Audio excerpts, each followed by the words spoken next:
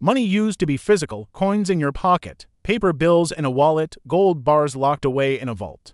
Power meant controlling what you could touch. If you held the gold, you had the power. Simple as that, but today, money is different. It's digital, instant, and most of the time, completely invisible. It's just numbers on a screen. This isn't just a change in technology. It's a fundamental shift in how power itself works. In this video, we're going to explore how moving money from physical vaults to invisible systems quietly rewired the entire world.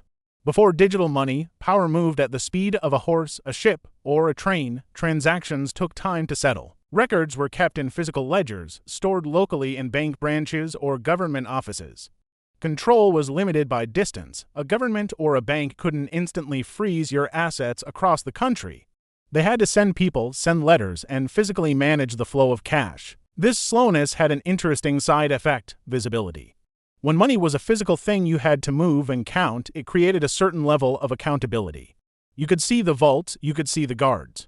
Power was tangible. Then, seemingly overnight, money became data. Payments turned into electrical signals zipping across fiber optic cables. Your bank balance became just a number in a database. Value was translated into code. This digital transition was revolutionary. Speed skyrocketed and friction vanished. You could send thousands of dollars across the world in seconds. But while speed increased, transparency didn't always follow. In fact, control started moving in the opposite direction, upward. The systems became faster, but also more abstract and more concentrated. Speed itself became a new form of power. Digital money moves instantly, but not everyone has the same access to that speed. The ones who control the systems, the payment rails, the clearing networks, the settlement layers gain immense structural power. Speed decides who can react first in a crisis, who can profit from tiny market movements, and who gets left behind. Time literally became a form of leverage.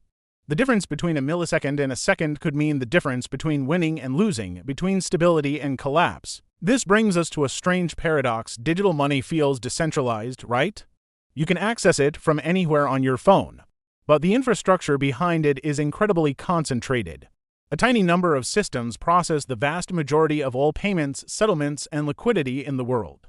Power no longer requires brute force, it just requires access control. The ability to switch someone on or off within the network is the new form of coercion. It's not about breaking down your door, it's about flipping a switch in a data center you'll never see.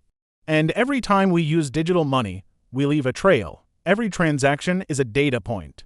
Our spending habits, our location, our entire economic behavior becomes observable and measurable. On one hand, this creates incredible efficiency and helps prevent fraud.